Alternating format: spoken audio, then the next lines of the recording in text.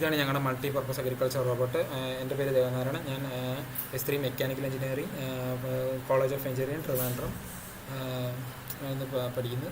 പിന്നെ ഇത് നമ്മളിവിടെ ഫേസ് ചെയ്ത ഏറ്റവും കൂടുതൽ പ്രോബ്ലം ഫേസ് ചെയ്ത ഇന്ത്യൻ ഫാമേഴ്സ്, ഫോറിൻ ഫാമേഴ്സ് ഏറ്റവും കൂടുതൽ ഫേസ് ചെയ്ത പ്രോബ്ലമാണ് ഇൻഎഫിഷ്യൻറ്റ് വീറ്റ് മാനേജ്മെൻറ്റും എക്സസീവ് പെസ്റ്റിസൈഡ് യൂസേജും സോയിൽ പൊല്യൂഷൻ ഡീഗ്രഡേഷനും ക്രോപ്പ് ഡിസീസ് ഐഡൻറ്റിഫിക്കേഷൻ.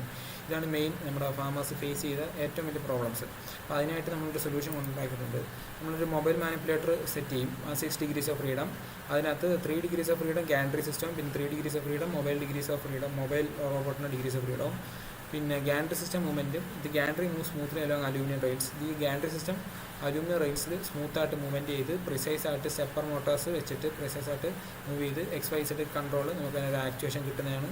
പിന്നെ robot will be charge using solar and battery and offer sustainable and designed for tires committed for uneven terrains. Precise automation uses robotic system and computer vision to automate traditional manual farming task and increasing efficiency and sustainability. ഇതിന് main ഉദ്ദേശം എന്ന് പറയുന്നത് beads pluck ചെയ്യാനായിട്ട്, നമ്മുടെ കള pluck ചെയ്യാനായിട്ട് ഇത് തന്നെ നമ്മുടെ ഗാൻട്രി സിസ്റ്റം വെച്ചിട്ട് യൂട്ടിലൈസ് ചെയ്തിട്ട് XYZ കോർഡിനേറ്റ് സ്പോട്ട് ചെയ്തിട്ട് കമ്പ്യൂട്ടർ വിഷൻ വെച്ച് സ്പോട്ട് ചെയ്തിട്ട് നേരെ പ്ലക്ക് ചെയ്യുന്ന ഒരു മെക്കാനിസമാണിത്. അത് മെഷീൻ ലേണിംഗ് യൂസ് ചെയ്തിട്ട്. പിന്നെ ഇതാണ് നമ്മുടെ മെയിൻ ടെക്നിക്കൽ സ്റ്റാക്സ്. റോസ്റ്റീവ് ഫ്രെയിം വർക്കിലാണ് ഇത് ഫുൾ ഓടുന്നത്.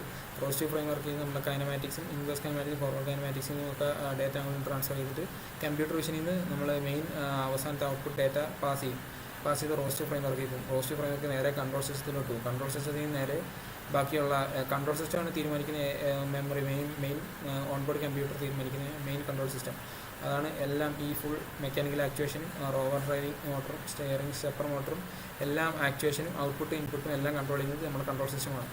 പിന്നെ ടെക്നിക്കൽ സ്റ്റാക്സ്, ഇതാണ് എല്ലാം നമ്മൾ ടെക്നിക്കൽ സ്റ്റാക്സ് ഉപയോഗിച്ച എല്ലാ സ്റ്റാക്കുകളും. NVIDIA Jetson ആണ് ഉപയോഗിക്കുന്നത്. പിന്നെ റോസ്റ്റു ആണ് മിഡിൽ ഫ്രെയിം വർക്ക് നമ്മുടെ റോബോട്ടിന് പവർ ചെയ്യാനുള്ള മെയിൻ ഫുൾ ഫ്രെയിം വർക്ക്. നമ്മുടെ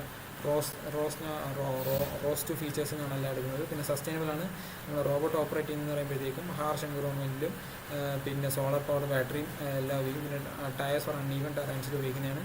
key hardwares includes mobile robot process feeding manipulators. ഇതാണ് നമ്മുടെ മെയിൻ ഫീച്ചേഴ്സ്.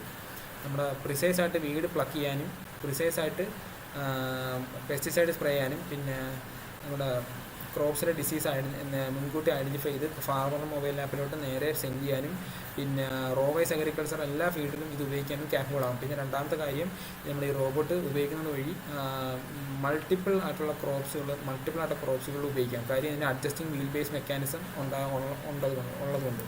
പിന്നെ ഇതാണ് നമ്മുടെ കോളേജിൽ നടത്തുന്ന ഡെമോകളും പിന്നെ നമ്മൾ പ്രോജക്റ്റിൻ്റെ പരിപാടിക്ക് വേണ്ടി എടുത്ത് കമ്പ്യൂട്ടർ വിഷൻ അൽഗോരിതങ്ങളും അതിനുള്ള മെഷീൻ ലേൺ ചെയ്തിട്ട് ക്രോപ്പും വീഡ്സും ഐഡൻറ്റിഫൈ ചെയ്യാൻ പറ്റിയ മെയിൻ കാര്യമാണ്. ആദ്യം നമ്മൾ സെറ്റ് ചെയ്ത ഒരു മിനി റോബോട്ടിക് ക്യാമാണ്. അത് ജസ്റ്റ് ഒരു സ്മാൾ സ്കെയിൽ പ്രോട്ടോടൈപ്പിന് സെറ്റ് ചെയ്താണ് അതിൻ്റെ വർക്കിംഗ് എന്ന് മനസ്സിലാക്കാൻ വേണ്ടി. പിന്നെ നമ്മൾ ഗാരണ്ടി സിസ്റ്റത്തിലോട്ട് മൂവ് ചെയ്യുകയാണ് ചെയ്യുന്നത്. അതിൻ്റെ വീഡിയോ കാണാം.